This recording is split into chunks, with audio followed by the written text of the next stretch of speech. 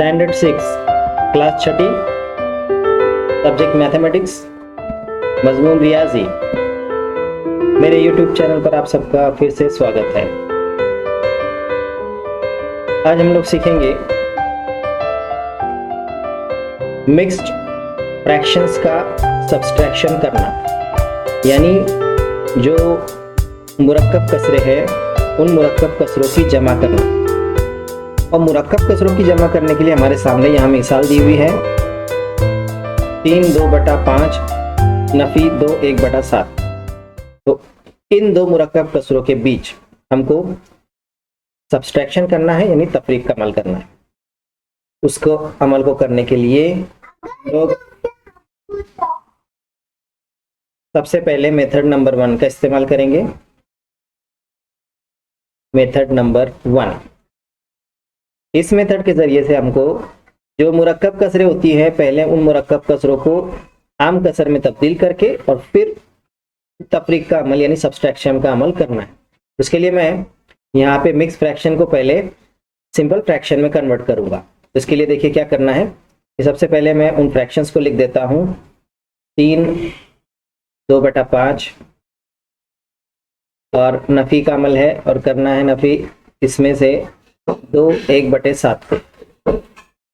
तो ये जो फ्रैक्शंस दिख रहे हैं मिक्स फ्रैक्शंस यानी मुरक्कब कसरे दोनों भी, इन दोनों को पहले मैं आम कसरों में तब्दील करूंगा। आम कसर में इसको तब्दील करने का तरीका ये है कि 3 को 5 से ज़रब दी जाएगी, 3 ज़रब 5, और उसमें जो ऊपर वाला शुमार कुनिंदा है 2, वो 2 की जमा करेंगे, ठीक है। और नसब नुमा में जो 5 है उसको नसब नुमा में ही रहने देंगे इस तरह। फिर नफी की निशानी लगाता हूँ और दूसरी जो कसर है उसमें भी वही करना है। 2 को 7 से ज़रब दी जाएगी, 2 ज़रब 7, और फिर जो ऊपर वाला 1 है उसको उसमें जमा किया जाएगा, जमा 1, और बटे में जो नीचे लिखा हुआ 7 है वही लिखा जाएगा। अब इसे हल किया जाएगा। तो हल करने पर 3 को 5 से ज़रब दिए मल्टीप्लाई करें तो 15, और 15 में 2 मिलाए तो 17, ठीक है। तो 17/5 हमको हासिल होगा। नफ़ी का अमल करके इस तरफ सीधे हाथ तरफ 2 को 7 से ज़रब दो 14, और प्लस 1 करो तो 15, ठीक है। तो इसलिए यहाँ पर आएगा 15/7। अब 17/5 माइनस 15/7 करना है। 17/5 में से 15/7 को नफ़ी करना है। लेकिन आम कसरों की नफ़ी करने में एक उसूल है कि दोनों का नसब नुमा, दोनों का जो डिनोमिनेटर है वो सेम होना चाहिए। यहाँ पर अलग अलग है, 17 के नीचे 5 है और 15 के बटे में 7 है। तो इनको एक जैसा बनाएंगे, और इनको एक जैसा किस तरह बनाते हैं कि इनकी तिरछी ज़रब कर देते हैं। यानी जो 5 है इस 5 से 15 और 17 दोनों को ज़रब देंगे, और 17/5 को नीचे जो 7 है उससे ज़रब देंगे दोनों को, ठीक है। मैं करके बतलाता हूँ आपको। 17 और बटे में लिखा हुआ है 5, तो 17 को भी 7 से ज़रब और 5 को भी 7 से ज़रब, ये जो नीचे 7 है इससे ज़रब दी गई, माइनस। अब ऊपर अब यहाँ सीधे हाथ तरफ 15/7 है तो 15/7। अब इस 15/7 को ये जो 5 है इससे ज़रब दी जाएंगी ऊपर नीचे दोनों तरफ। ये अमल हम कर रहे हैं नसब नुमा को मसावी बनाने के लिए। अब देखो क्या अमल होगा। 17 का पहाड़ा 7 तक आप पढ़ो तो 119 होता है, और 5 का पहाड़ा 7 तक पढ़ो तो 35 होता है, ठीक है। उसके बाद माइनस का साइन लगाए, नफी का साइन लगाए। 15 का पहाड़ा 5 तक आप पढ़ो तो 75 होता है, और 7 का पहाड़ा 5 तक पढ़े तो 35 होता है। अब हमारे पास नसब नुमा में 35 35 एक जैसा अदद हो गया। अब इस तरफ मैं उसको लिखता हूं 119 माइनस की निशानी देकर 75 लिखेंगे, और बटे में जो 35 है 2 मरतबा उसको 1 मरतबा लिखेंगे, जमा के अमल की तरह ही नफी के अमल में भी करना है। बराबर की निशानी 119 में से 75 आप माइनस करते हो, ठीक है, तो आपका जवाब बनता है 44। बटे 35। ठीक है, अब ये 44 बटे 35 को मैं मुरक्कब कसर बनाऊं, ये आम कसर है इस वक्त जो लिखी हुई है, ये कैसी सूरत में है, ये सूरत में है आम कसर के, मतलब ये सिंपल फ्रैक्शन है।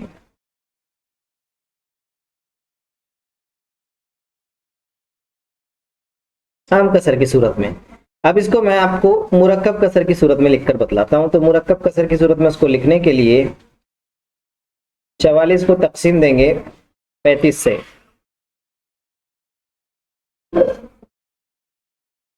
और 44 को 35 से जब तकसीम देते हैं तो 44 जो 35 के पहाड़े में नहीं आता उससे छोटा 35 अपने पहाड़े में एक नंबर पे, 44 में से 35 आप माइनस करेंगे, बचेगा 9। ये है बाकी, ये है खारिज किस्मत यानी कोशंट, और ये है डिविजर यानी मक़सूम इलैह।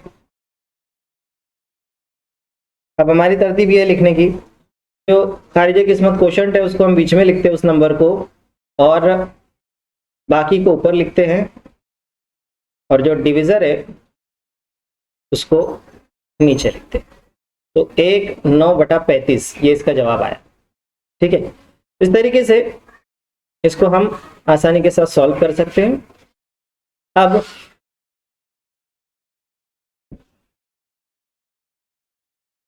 अगला जो है वो हमें सीखना है कसर को अददी खत पर जाहिर करना। तो कसर को अददी खत पर जाहिर करना, इसको हम सीखेंगे एक पट्टी की मदद से। पट्टी की मदद से इसको बहुत आसानी से सीख सकते हैं हम लोग। ये पट्टी जो है उसमें आप देखिए 0, यहाँ पर 0 मार्क है, और 0 के बाद ये 1। तो ये जो 0 से लेकर 1 तक जो फासला है, ऐसे फासले को इकाई फासला कहते हैं।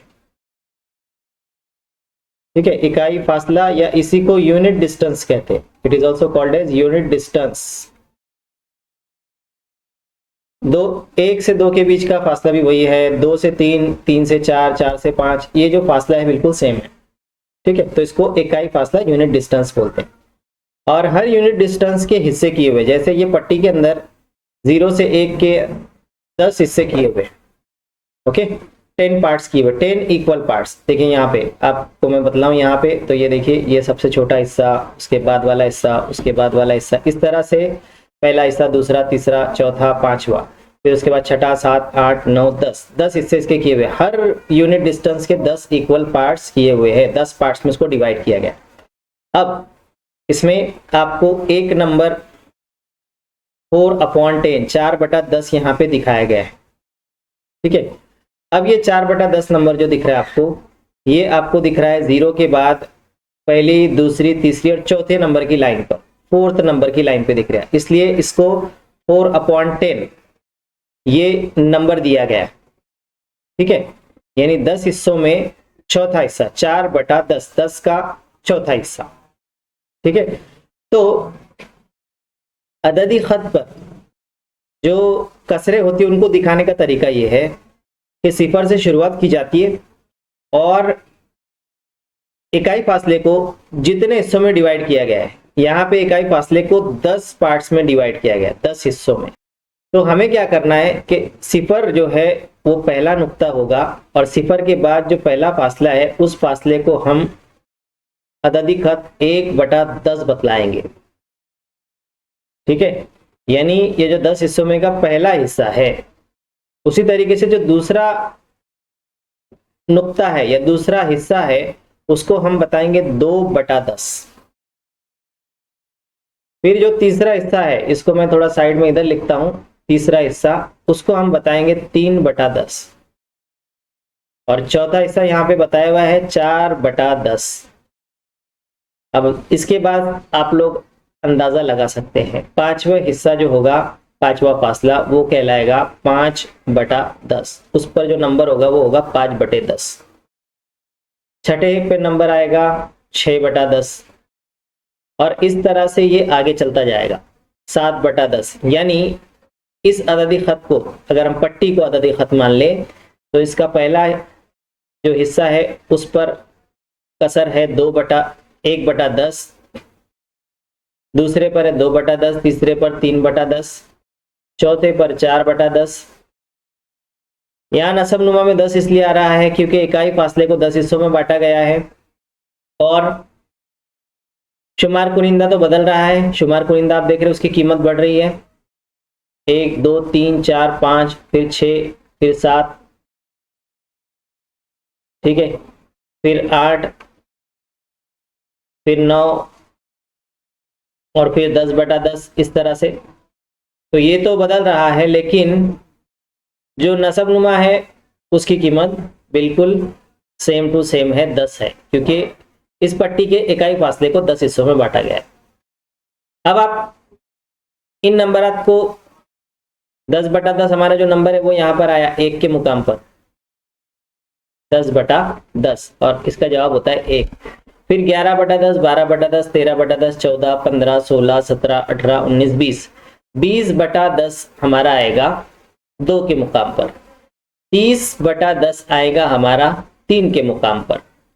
और अब आगे बढ़ते हैं 31,